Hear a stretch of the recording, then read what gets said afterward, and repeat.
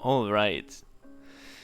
Thank you very much. First, I want to say that I'm super surprised how many people actually got to find through the magic of the YouTube algorithm the video where I managed to get immortal. This is actually the third time that I managed to get immortal, and one of the comments was, hey, why didn't you talk a little bit about yourself? And since there are so many new people here, I just want to introduce myself a little bit. So maybe we can start a little bit with the Dota story. When I was in high school, a couple of friends of mine started playing Dota. This must have been around 2014, end of 2014. We can actually look at this here. Yeah, first match 2014, it should be quite alright. And then at the first year, I didn't really think much about it. I didn't play it continuously, I didn't play it regularly, because I was like, what is this even? I remember back in the day, I was so afraid of Putch. This guy was just freaking me out. Like, look at that guy. And then I was like, oh no, he could be in the trees, he could be hooking me, and if he hooks me, I die, and this hero is so overpowered because, like, once he gets you on ultis, you can't do anything. So, at the beginning, I really had to, in that age, had to manage to get the mystical thing about the game and the heroes out of the way and start to think about the concepts and about the game, and that's what, in the end, got me really hooked. So if I look back now, I think I've played about 6,000 hours Dota over the years. Not all on this account. Since I got introduced from Dota by those friends, I still play a lot of them. I still meet them regularly, some of them, and yeah, it's a great time. What I'm doing now, I'm studying theology. So this is the study of religion, and in Germany we have a wonderful city. It's called Tübingen. It's a wonderful old city that is specifically centered actually around the topic. In Germany, each little city has a library, and each library has its own topic, and theology is the topic of Tübingen. So it's a very great place for me to study this, and right now this means I'm studying the old languages. I'm studying Latin and Greek and Hebrew, which is really interesting. I think I really got fond of Latin, and yeah, that's what I'm going to do today as well. That's what I'm going to do for a while, hopefully, and see where this leads me. I also really like to play music. I played piano since I was 6 years old, and then I started to play flute, and then I picked up organ for a while and even played in church, so this was a fun experience for me. So a lot of classical music. I really like the music of Bach just for myself, to keep me entertained and sane. In an interview I heard it once that if you play an hour of Bach in the morning, you just play it on the piano and you have all of those different voices that get into each other. You're just in good company because all of those voices, all of those melody lines, they are in harmony. And if you join them being in harmony as well, then it's a great start of the day. I don't play an hour a day, but hey, this could be a goal at some point. Why did I get hooked into gaming? So for me, I felt like, especially when I was younger, it was difficult for me to position myself exactly in life. I didn't know how to organize myself, what to do in life, and where I should go. So many things felt really meaningless. And gaming for me was at the beginning just a tool to turn off, a tool to get away and distract myself. And then I found people. At the beginning, I played a lot of console. I played Crisis 3 and some other Call of Duty series. And I met a couple of people that actually stuck around with me, and they showed me that I can be good at something. I can play video games and I can increase my status there. That helped me a lot. I can tune off and I can just have fun. I can compete in something and it's accessible. And I think from nature I'm a very competitive guy. I love to focus on little things and get better and then see the improvements compared to other people. So it was a tool where I really felt at home, and I could just go there and tune off and enjoy the time.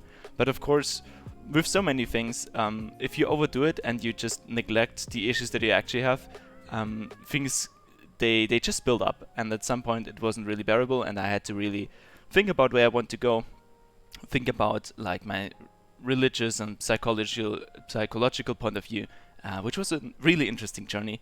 But I'm not sure this is the topic here. But what you're gonna realize a lot in my perspective of gaming is I have a very individualistic approach. My approach is just as a I'm just postulating that every game, for example, you're in total control, and even though this might not be true on paper, if you act that way, your game actually improves. Like if you think that you have control over the game and that your influence and your decisions actually impact the game, then the benefit can be more to what you want it to be, which is usually winning. And you can As the same thing, you can like change your life to the negative really quickly. You could just feed, or even more drastically, you could kill a person in real life. That would change your life to the negative forever. You would be in prison and have a horrible life afterwards. And I think in the same way, you can choose your to set your life into a positive direction. And there's so many small things that go along with it. What I really love in Dota is to find out what those things are and sterilize them, and then step by step trying to apply them. And yeah, and the other part for me is, of course, especially if I play with my friends, just to enjoy the time, enjoy the company, tilt a little bit in the game and get invested and think about strategies and why things didn't work and all the beautiful things that Dota does for us. Alright, I'm super happy to start this journey with you. I'm so surprised that so many people tuned in. I think, yeah, the YouTube algorithm just pushed this in. And with that being said, I think I'm just gonna head right into a gameplay where I wanted to look over anyways. So let's keep tuned in for that. Alright, let's jump right into it. This is a TA game I'm playing together with a couple of friends of mine. And in this game, I want to show you how, even if you don't know the hero specifically well, which is in my case TA, you're gonna realize that I really suck at many things here. I don't sideblade especially well, I don't stack the camps, I leveled refraction level 1, which I think shouldn't have happened. So many things, and I overextend. But still, I want to go over the main concepts that actually allow me to carry those games, I would say rather reliable. Alright, we play mid lane. So the goal of mid lane at the beginning, and it depends on your hero, but especially if you're a hero that is so reliable at farming, you just want to boost your net worth. You want to boost your net worth, get DCS. If you have a bottle or something like this, of course you want to secure the runes, but then there's nothing crazy happening here. And everything that you can learn about the mid lane, withdrawing aggro and all of the things like that, they usually are very specific things that you just have to train over and over again. But the great concept of the mid lane is just to boost your net worth, be more efficient in taking CS and trading than the enemy. Every trade that you do in the mid lane is just to take CS as well. Like, you never trade just to trade. So I'm gonna play my TA here, I'm gonna catch the runes, and we're just gonna skip over this. Of course, there's nothing crazy happening. As you see, my TA is not really formidable. I'm gonna stack here a little bit, but I don't have any super trap plays where I can put off, because I don't have that many games in TA. Alright, I should get a ward here, definitely, because we want to see the rune. This is an important thing. As soon as you're in minute 5, you want to have a next observer ward. If it gets dewarded, you can get yourself a sentry. You just want to see the rune. The comfortable thing about TA, of course, is that you have the traps, and then you can secure your area. You can place a trap here, you can place a trap here, and yeah, you can just secure the runes so people don't come and contest them. Super nice, we're getting that. I think I could have solo killed him here if I would have been a better player. But hey, my main goal, and this is exactly what is gonna play out every time if you give me the opportunity, is to pressure the enemy objective. I'm a big believer in taking objectives. So what I want to do is I want to pressure this tower as early as I can. And since this guy is low HP, he can contest me right now, and I have illusions to take the tower damage. So I'm gonna clear this wave as soon as I can, and then try to really pressure into this tower. If this tower falls, let's go over this real quick again. If this tower falls, then this whole area opens up. If you look at the minimap, this is just a crazy amount of space that you can take, and the next great thing is that you take it away from the enemy. So it's worth twice as much actually than your space, because you have access to it anyways if you have the buildings.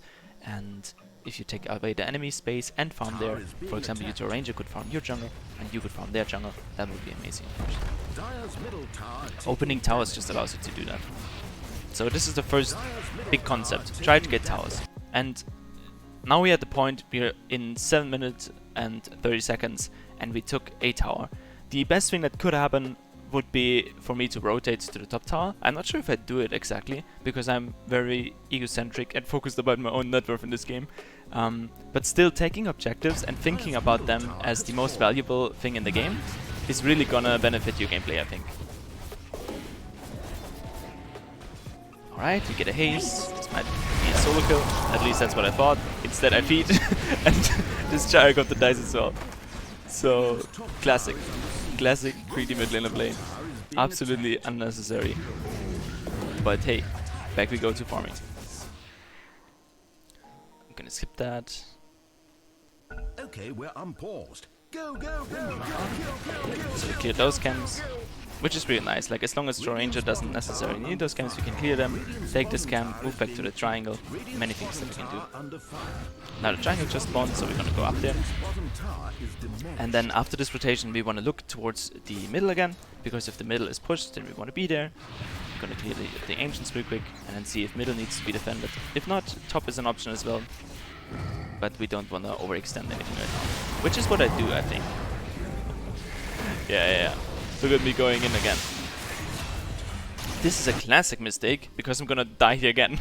And this is a classic mistake if you don't know the hero and if you don't think about your priorities. I was like, well, I'm super strong, I have a reach and we can fight this anyways. But probably you can't, and even if you can, it's not worth to committing that much. Instead I should have been happy with the kill, rotate back to maybe take some jungle camps, and yeah, think about the game in general and the map in general, instead of this one specific kill. Radiant's top tower is under siege. Radiant's top tower is being attacked. So as you can see, if you play a hero that you're not familiar with, even on a lower rank, when you play with a couple of friends, you're still gonna feed, you're still gonna die, and it looks nothing like you would be boosting anybody or smurfing any games. The thing that actually changes that is the fact that if you encounter a smurf, that's so cool for me as well. If I see a smurf in my games, I know, okay, this guy's gonna win the game. What can I throw at him to delay that? And usually the approach shouldn't even be, okay, I'm gonna solo carry this game, or how mad can I be that this guy is smurfing my game, because yeah, it sucks. And this is just life, but what you can do is you can learn so much out of it. You can see his rotations and you can see what he does. And usually the things he does actually contribute to winning. And oftentimes I had this where I even kill the guy because my laning stage was better, especially if I play Invoker where my laning stage is quite decent. But it wouldn't matter because this guy's movement and priorities were so much better. And I want to focus, especially on a game like this with TA, on the broad outlook of the game. I don't want to focus on like so many small little things that you could have done perfectly and combos and item timings and whatever. I just want to look over the great perspective. So we're gonna try to defend this. My main goal was to kill the Leshrac here because it was annoying. But then again, I want to go back to farming and finish my rotations. I'm gonna stack this camp. Great. Gonna clear it, and then we're gonna look at midwave again. If Gyro takes it, it's fine. We can take those camps. Dire's bottom tower under fire. Dire's bottom tower is being attacked. So nothing's really happening here. I'm just trying to get my Desolator, and I should try to minimize me running around like this and dying from random rotations. That's just the creep that's coming in again. So we have a very slow start, which is actually super nice because then you can see how to recover and how to still contribute in games like those. And if you look at the scoreboard, we have like very I'll take that. average, I would say, very average results. So it's gonna be interesting to see. My goal is just to get the Desolator, and with this we can actually take Roche quite a lot. We can look for opportunities in Roche. I should start to use my traps a little bit. Maybe this was a little bit greedy to play on the enemy side as far.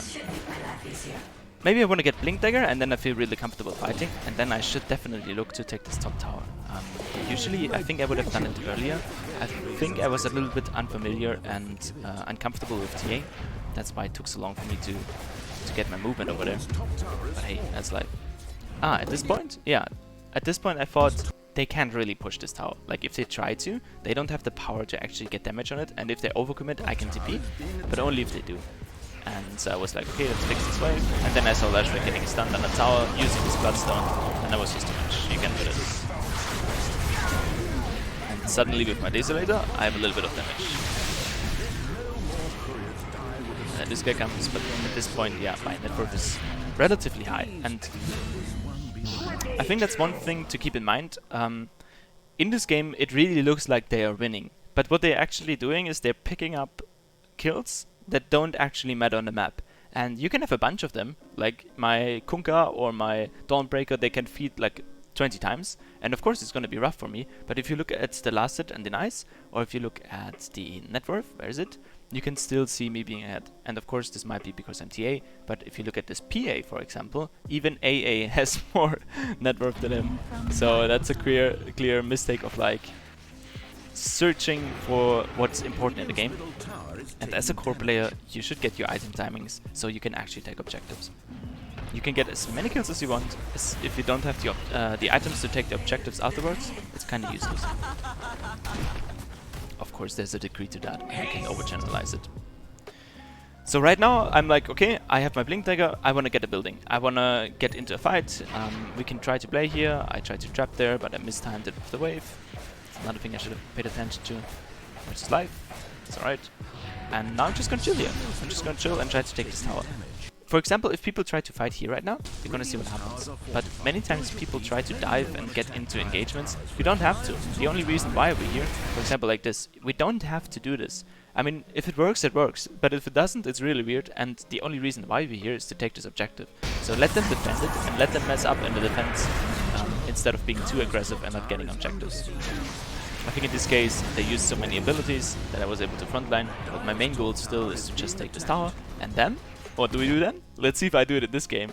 We take the tower, the enemies are dead. What do we want to do? We want to get the next objective, which is Roche, because we're too weak to take the tier 2 towers, and Roche is still open. I have a Desolator, we have a Draw Ranger. Let's go, let's go, let's go. See what happens. This guy decides to feed for no reason. And we're taking Roche. This is exactly how it should happen. So, what do we do after Roche? Quiz question of the day. We A. Run top immediately. B.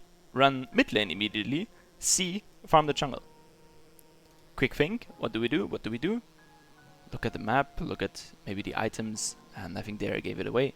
We C. Farm the jungle in this case. Why? Because everybody just respawned and the lanes aren't pushed.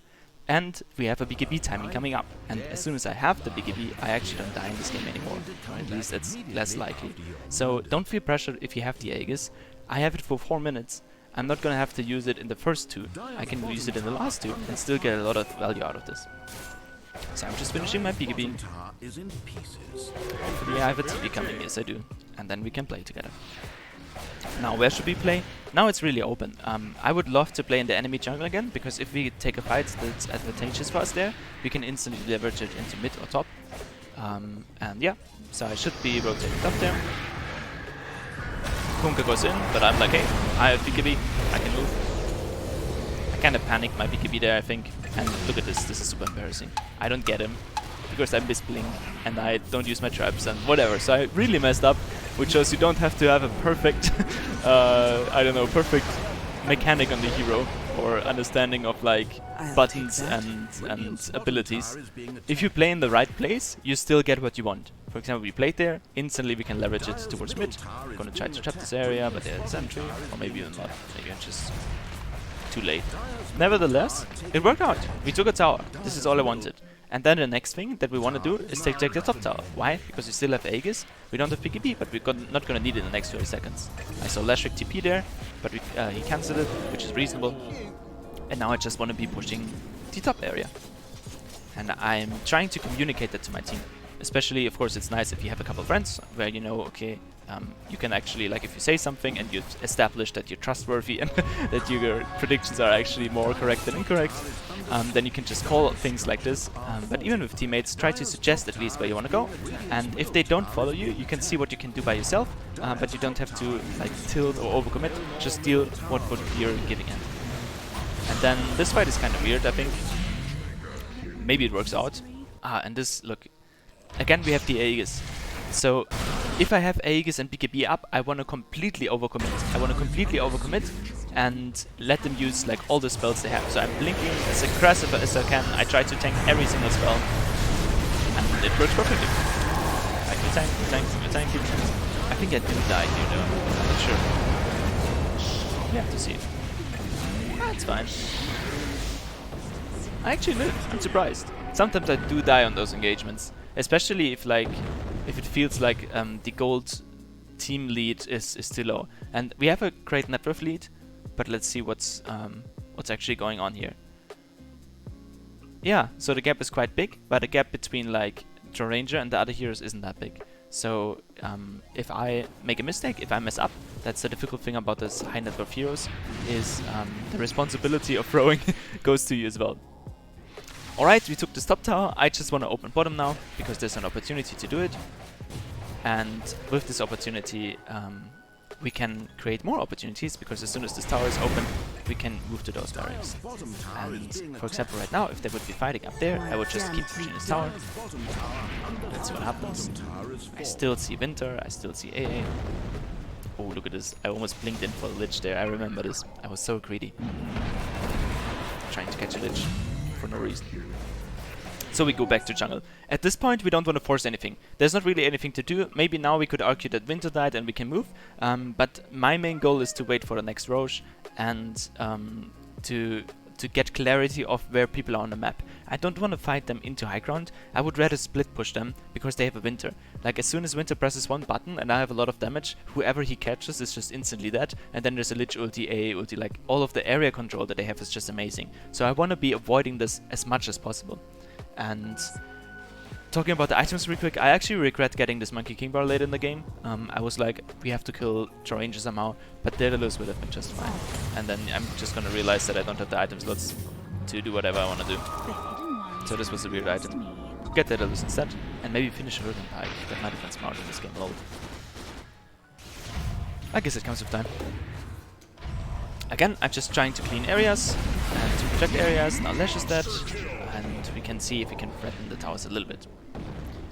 My approach again is that we should split. Like, the whole team should be at one side and I should be at the other side. This allows them to not use their spells efficiently. And as we can see, like, they're moving top, we see AA and we see this Winter. Lashrak is dead, so there's not really any other threat, and I'm instantly going for bottom. And right now, I'm just auto-attacking, and I'm looking top if anything's happening, but if not, hey, we don't mind. And we're just taking buildings. Which is so weird that this is possible, because they're going for kills here for some reason. This building is not threatened at all, but bottom is, and they're not defending it. So this just shows to me, again, their priorities really mixed in. They're like, let's get the kills, let's kill the Stormbreaker, and look, Kunkka is low. But it's like, hey, you realize you're losing some Rex here, right? And if you have a hero that has physical damage, then you always want to do this. You always want to split push and pressure exactly where it hurts. So I'm taking this Rex, and I'm completely prepared to die here. I'm super happy with this. I'm like, nope, if I take you with me, that's fine. If I die, whatever. I tried to TP there. Nice attempt, but I'm super happy with this. Look at this. I had a trap in Roche, so we know Roche is not even up. They have nothing to do on the map right now. The lanes are pushed, they can't do anything. If they try to reach mid lane, at this point I should be alive already, and we just took 2 of their Rex. This is like unrepairable damage done to their gameplay. And as soon as I'm gonna respawn, Roche is probably up, so we can contest it again, and then we can just finish the game. I'll take that. So even though you can imagine, like, my teammates kind of tilted me for not being there. They were like, why are you not here? Why don't you play with us? And I was like, well, I just did some valuable damage. And then I died, and they're like, hey, why do you feed? And it's like, it's funny to see the perspective of what is a good play and what is a bad play if you go to the different ranks.